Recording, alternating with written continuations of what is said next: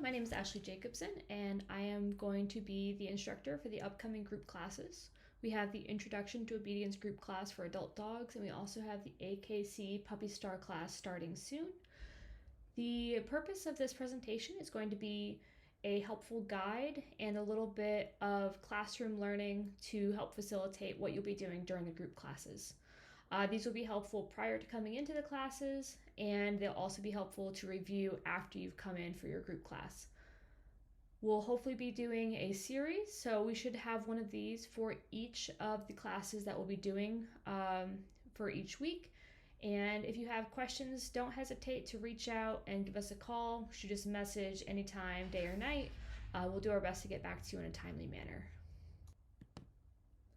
The agenda for today's presentation is going to be a very introductory understanding of how we actually teach dogs to do the things we want them to do. We're going to start with kind of where you're at today and why you decided to seek out training, and then hopefully get you started on how you can start to teach your dogs better behaviors at home, as well as creating some helpful tools to make the classes that we're going to be teaching over the next few weeks more efficient.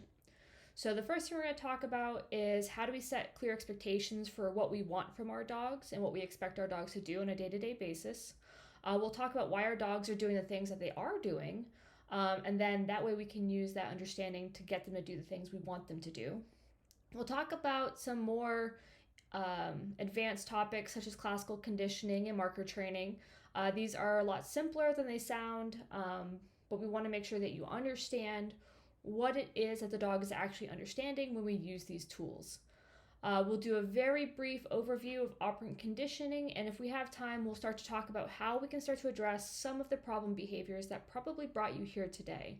We'll talk about some of the most common problem behaviors like potty training, crate training, jumping, barking, digging, chewing on things, and how we can start to fix those, and basically the fundamental understanding of how we address problem behaviors. So hopefully when you're done with our course, you'll have the confidence to go and fix any problem that might arise in the future. So let's start with talking about how we set clear expectations for our dogs. Most people come in for dog training because their dog is doing something that they don't like, but we don't often think about what is it we want our dog to do. So essentially, when we're talking about setting clear expectations, that's clearly what we expect from our dog. So let's break down why people seek training in the two simplest forms. Our dog is doing things that we don't like, or our dog isn't doing the things that we would like them to do. So let's go ahead and break these down into a couple of easy to understand categories. So for our clear expectations, there are three categories I like to identify. The first is what we call inappropriate behaviors. Inappropriate behaviors are behaviors that are never allowed. These are behaviors that are never okay. So if we don't want our dog jumping on grandma, our dog is never allowed to jump on anyone, okay? And that goes for any other behavior, getting on the furniture, peeing, pooping in the house, any of that, okay? Any inappropriate behavior, let's go ahead and put that in our brain. All right, the next is what we call desired behaviors. These are behaviors we would like our dog to demonstrate on a regular basis. This includes being calm inside the house, waiting politely when I'm walking by them, not jumping on me, or, being calm in a general inside the home. We'll identify that one a little bit more. That one's a little bit tricky to really understand, but we'll talk about that after we talk about the next one, which is our required behaviors. Required behaviors are behaviors that are non-optional. This would be if I tell my dog to sit, the next thing that has to happen is his butt has to hit the ground. If I tell my dog to come, the next thing that has to happen is my dog has to come to me. Now, our required behaviors are going to be the primary focus of what we're going to be going over during our classes when we do our obedience. So when we think required behaviors, this is where I really want you to think about obedience. The difference between obedience and what we would call our desired behaviors is going to be more in the realm of what we call appropriate manners. This would be appropriate behaviors inside the house without having to be told. These are going to be behaviors that our dog offers without necessarily, being forced to do it, being required to do it, being told to do it. These are going to be innate behaviors that we develop through conditioning. Now, we can develop desired behaviors through the use of obedience, through the use of required behaviors, but we will get into that more in depth later in this program. All right, so let's talk a little bit about why our dogs are currently doing what they are doing now, right? So our dogs maybe are doing some behaviors we don't like. Maybe they're doing the things we want them to do sometimes, but not all the time. Maybe our dog will only sit if we're holding a treat, right? So the first and foremost thing I want you to understand, and this is a topic or a subject that's a little bit hard for some people to really grasp, and that is that our dogs are narcissistic. What that means is that our dogs are doing things because they benefit them. Our dogs don't behave for us because they love us. They don't listen to us and come to us because they just love doing what we ask them to do.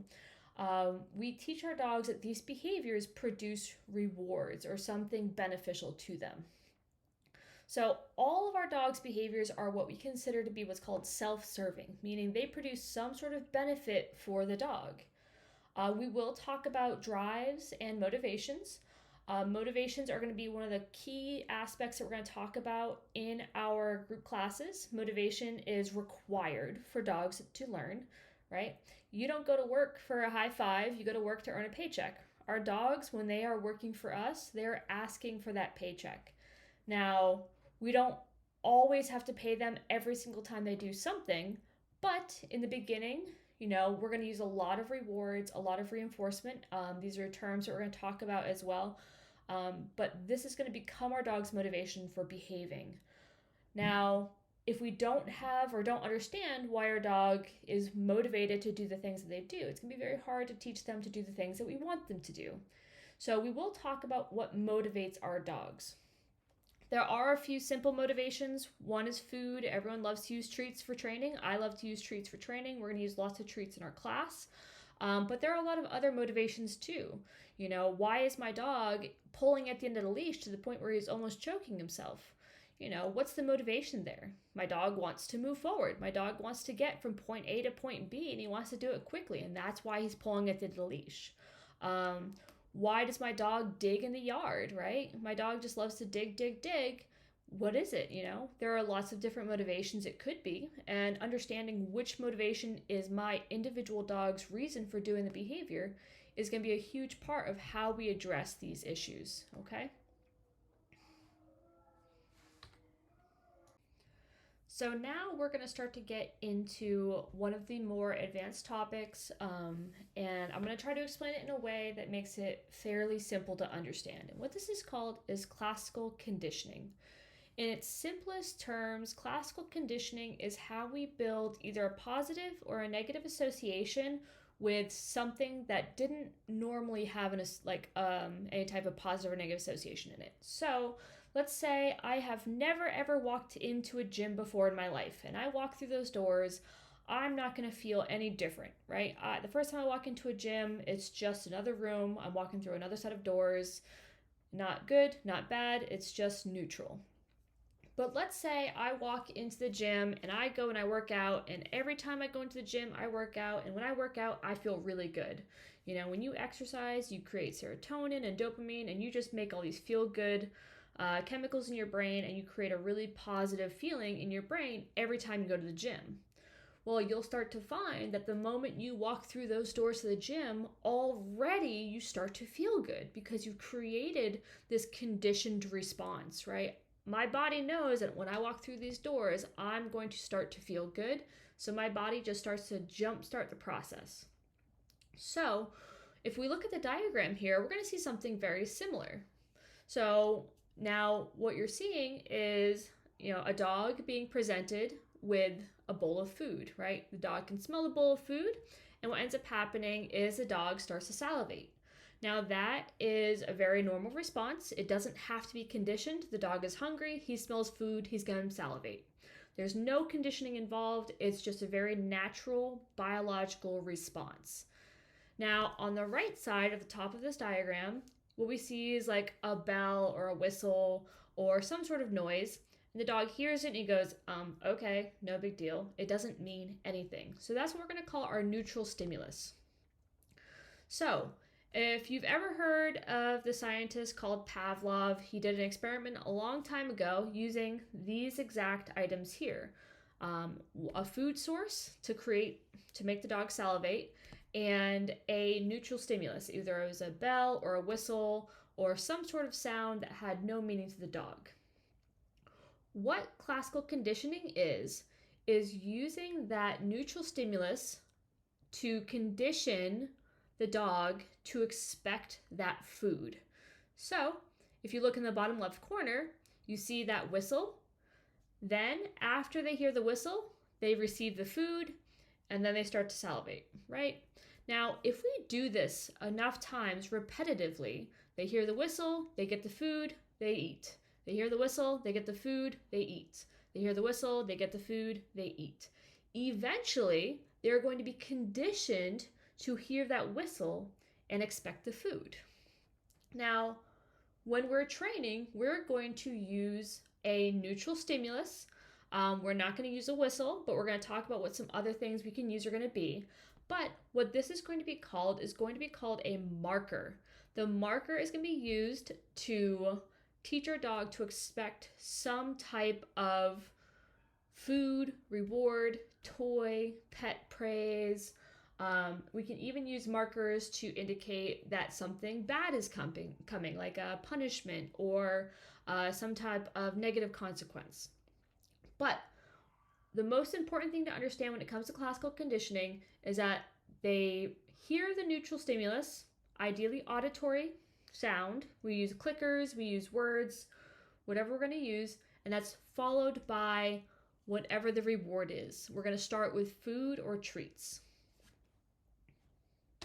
So what this is all called is it's called marker conditioning. So our marker is either going to be a word or you can use a clicker. If you want to get creative and try some other sounds, you can, but I will highly recommend you stick to these ones first. And then if you want to explore some other sounds later, you can. So you have a choice to either use verbal markers, which are going to be our words, or you can use a clicker. So what we're going to do in our lessons, in our classes, we're going to use our verbal marker or our clicker every time our dog does something we like. So if our dog sits, we can say good and then give them a treat, right? Teaching our dog that when they hear that word good, they get a treat. And every time they sit, they hear that word good, which means they're going to get a treat. So before we come into class, I would like you to kind of think about what type of markers you would like to use. Verbal versus the clicker. Some of the benefits of the verbal markers is you can use a variety of words to kind of mean different things. So you can use the word good to mean you're going to get some food. You can use the word yes to mean you're going to get toys. You can use the word no to mean you did something wrong. You can use some negative sounds like or something like that. But you can use a wide variety of words. And as long as you're consistent, your dog will understand what they mean. The other benefit is that you always have your voice with you. The downside of using a clicker is if you leave your clicker at home, all of a sudden you don't have a way to tell your dog that they've done the thing that you like. The downside of using verbal markers is that our dogs don't really understand the concept of a word. What they understand is that is a sound that they understand. That being said, if I say the word yes, and then I say it again, yes, and then I say it again like, yes. To my dog, those are 3 different words. So we have to be very cognizant to stay as consistent with our tone and our volume when we're using our markers. I know for me, I get very excited when my dog does a really good job, and I get really excited and I go, yes, and I get all crazy. Well, sometimes that can be a little bit distracting or confusing to our dog. So something to kind of keep in mind. The other thing is, if our dog is doing some behaviors and we're having a conversation, and I say, okay, do you understand? And you reply with yes, all of a sudden your dog might think, oh, I'm about to get food, when really we weren't prepared to reward them yet. Okay? So the other option is the clicker. I personally love to use the clicker a lot. The benefits of the clicker are it's very consistent.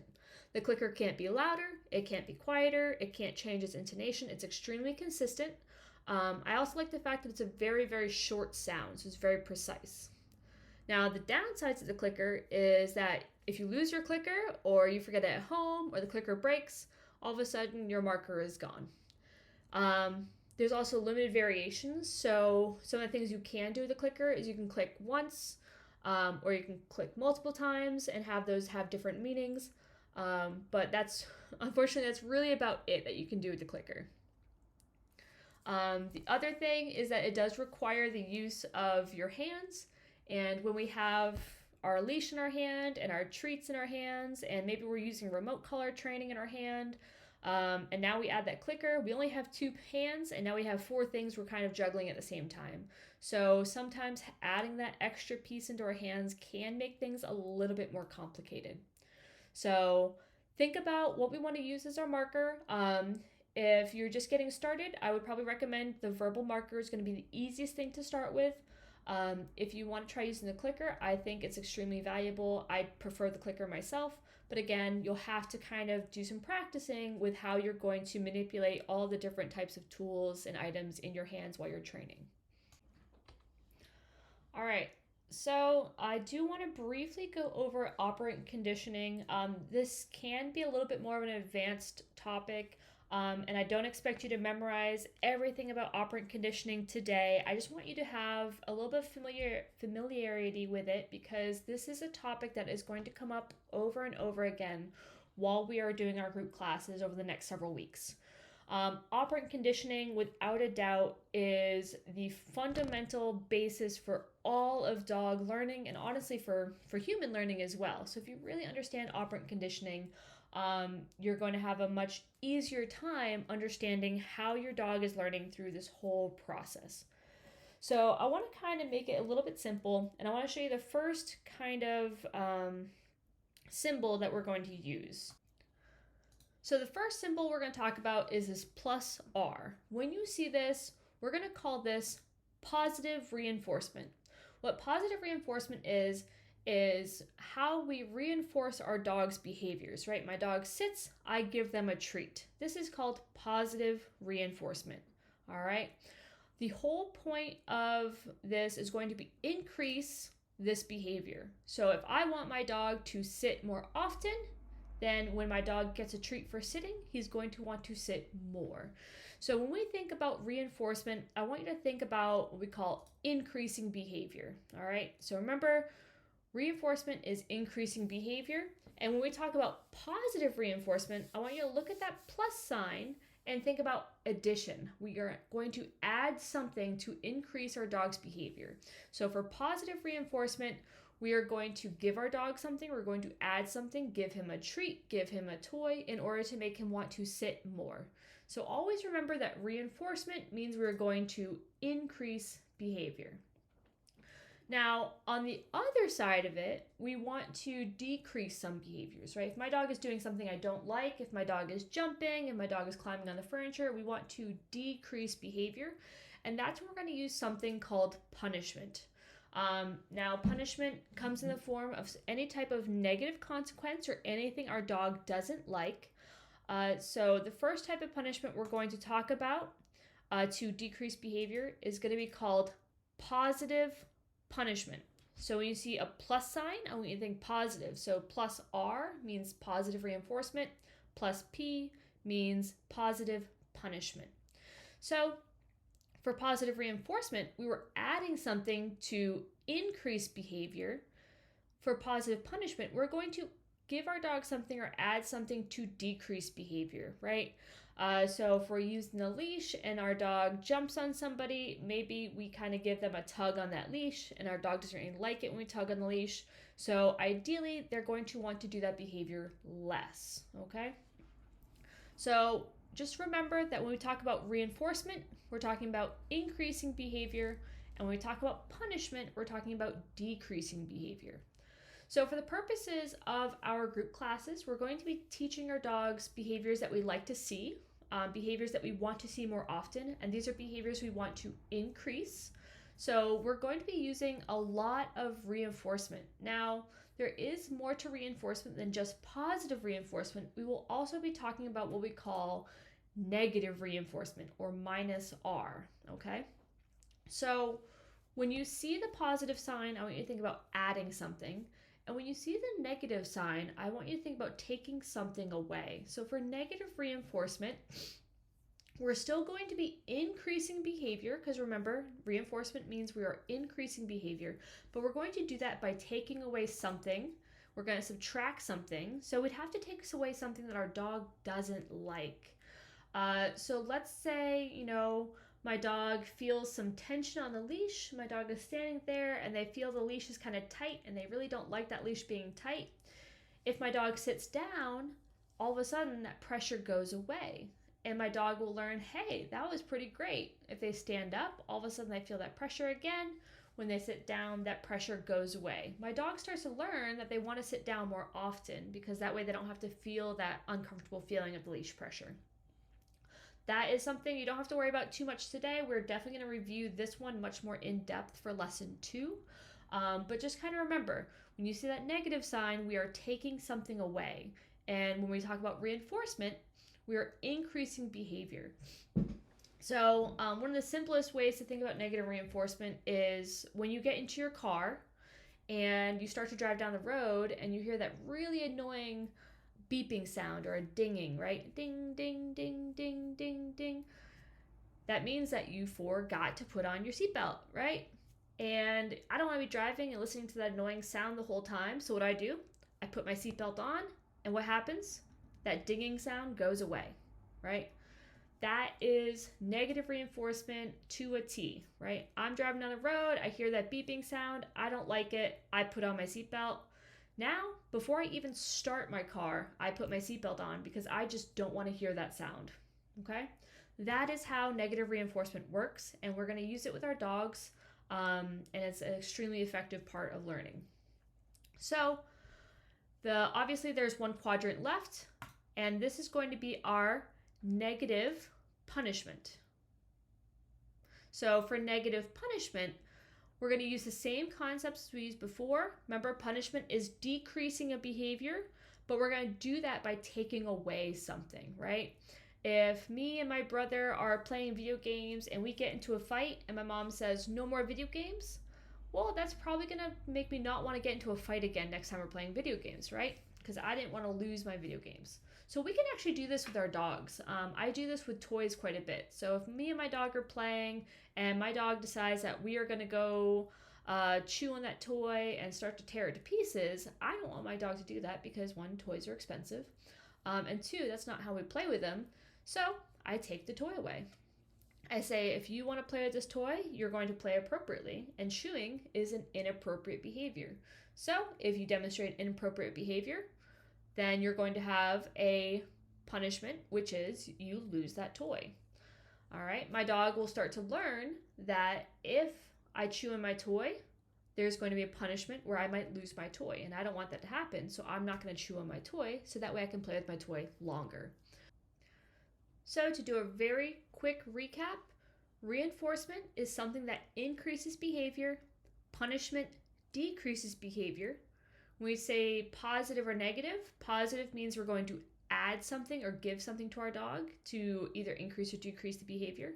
And negative means we're going to take something away. So keep that in mind as we go through all of our training for the next few weeks. You can always come back and review this. This is something we're going to come back to in our future lessons as well. All right, so one of the biggest things people come to us for is they're having a problem with their dog. Their dog is doing something we do not like, and we want our dog to stop doing that behavior. Most people like to jump straight into punishing the dog. My dog barks, put a bark collar on him.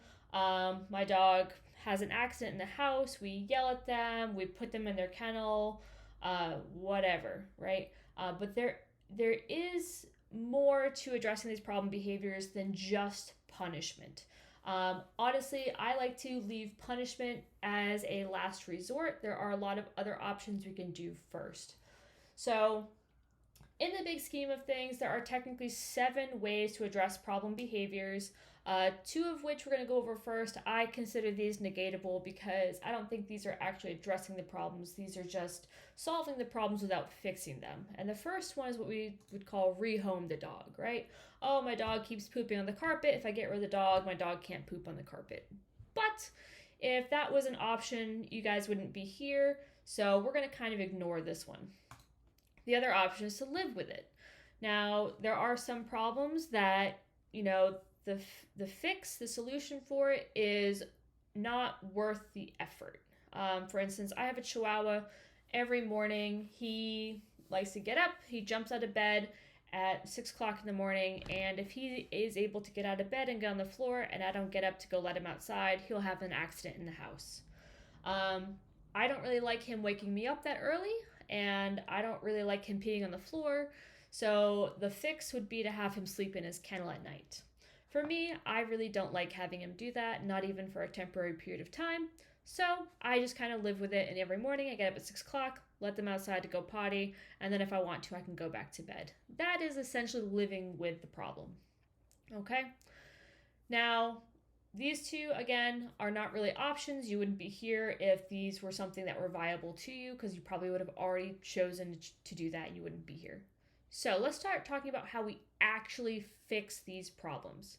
So depending on what a problem behavior is, some of these options will be not appropriate for fixing them, won't be effective in fixing the problems, and some of these behaviors will be.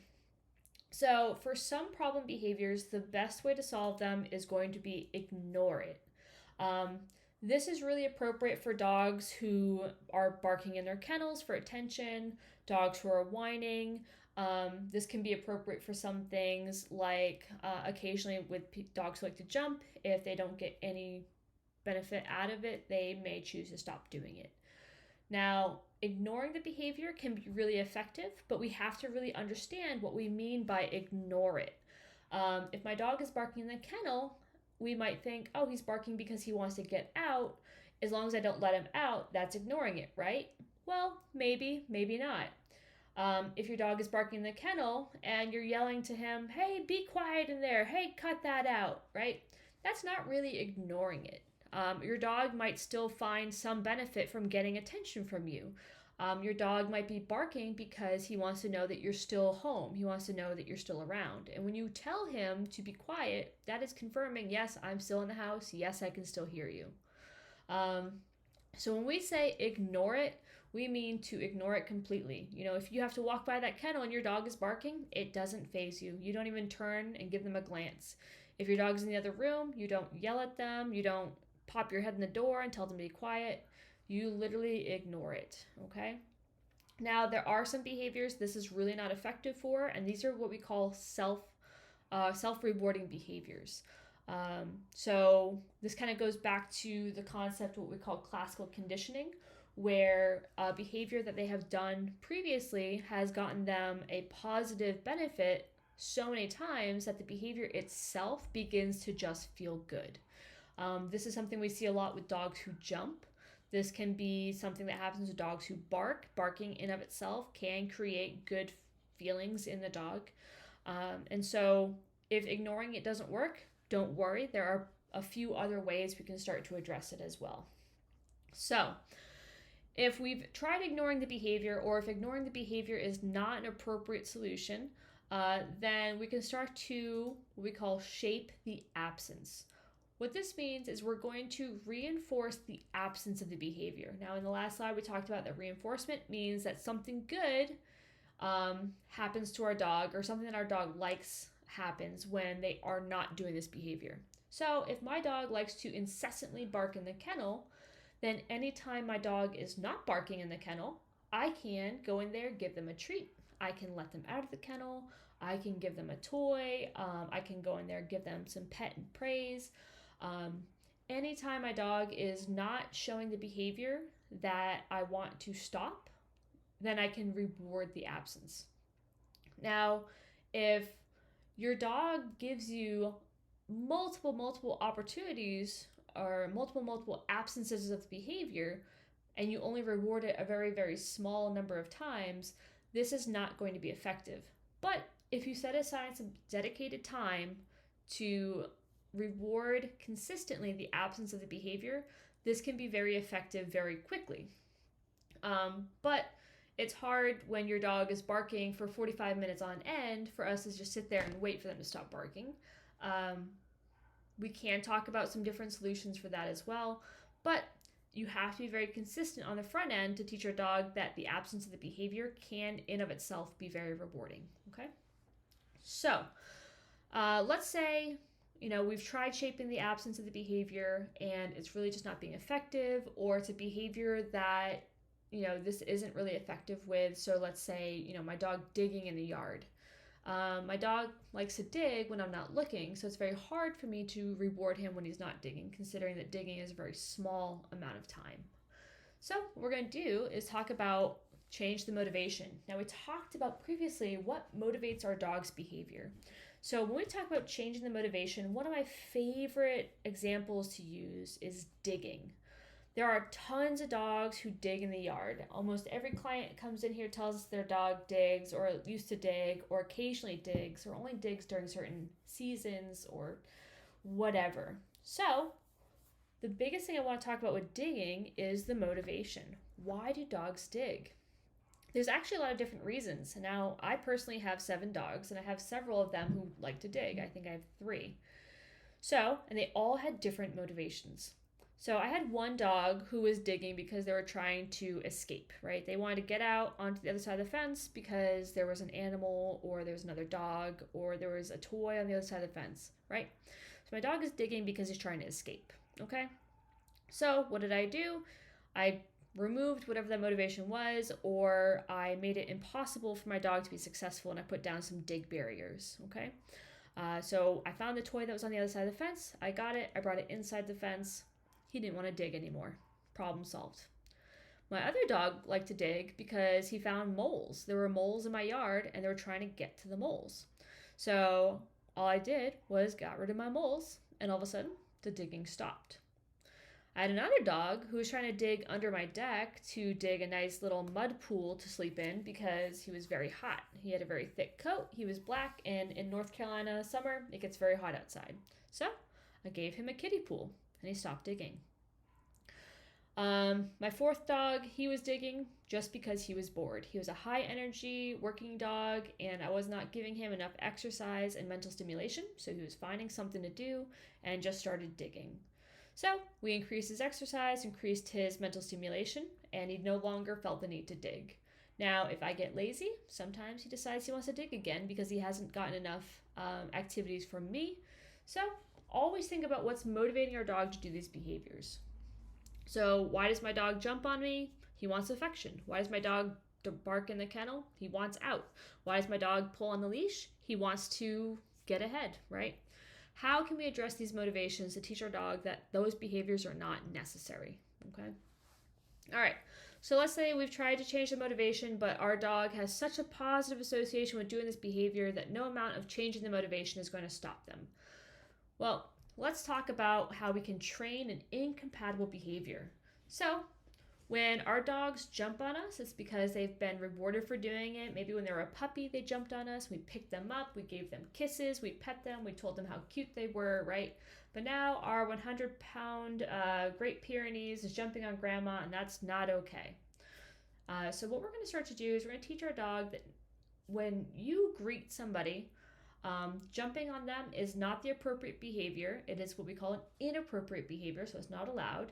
But we're going to also use a required behavior. And this is where our obedience is going to start to come in handy. So if our dog goes up to meet somebody, we're going to tell them that they have to sit. And remember, this is going to be a required behavior. So if my dog is greeting somebody new and they know that when they meet someone new, they have to sit, then they're going to have to do that behavior. And if they're sitting, they can't jump. So this is what we call an incompatible behavior. So, for instance, when the doorbell rings, if my dog tries to rush the door because they get all excited to see, what packages are being delivered or who's coming in or whatever, maybe we can teach when the doorbell rings, they have to go to their place bed. Now, if they're on their place bed, they can't be jumping on the door, they can't be jumping on the guests, they can't be trying to run out the front door when it opens. So, this would be another example of an incompatible behavior. So, an incompatible behavior is a behavior that when our dog is doing it, they cannot do the inappropriate behavior. Okay? And last of all, if all else fails, we can always resort to punishment. Punishment is a very simple tool to use. It's a very simple method. Basically, if my dog does something that I do not like, then he gets something that he doesn't like. So there's going to be some type of negative consequence. If my dog is barking in the kennel, I can put a bark collar on them, and if they bark, it hurts. It's simple, it's effective, but in order for punishment to be effective, it must be consistent. What that means is if my dog is barking, there has to be a negative consequence for barking. If my dog jumps on somebody and that's inappropriate, there has to be a negative consequence. If my dog just gets on the couch and they're not supposed to, there has to be a negative consequence. If the punishment is not consistent, it's going to be very confusing for your dog. When the punishment is there, sometimes, but not other times, it can feel very unfair and can create some inadvertent problems as well, like frustration. In some dogs, you can see what's called redirecting, where they either become aggressive towards you because they don't understand what you want from them. You can see some other problems. So when we do use punishment, it's important to be very consistent with using it and being very consistent with what our expectations are. All right, so that was just a really brief overview of some of the fundamental concepts that are going to help you with our group classes. If you have any questions, don't hesitate to give us a call or shoot us an email. You can text us, you can call us, you can hit us up on Facebook, Instagram, our website. We will do our best to get back with you in a timely manner. We're going to have a really great group class, and I look forward to seeing all of you soon. All right, have a great day and enjoy your day with your dog.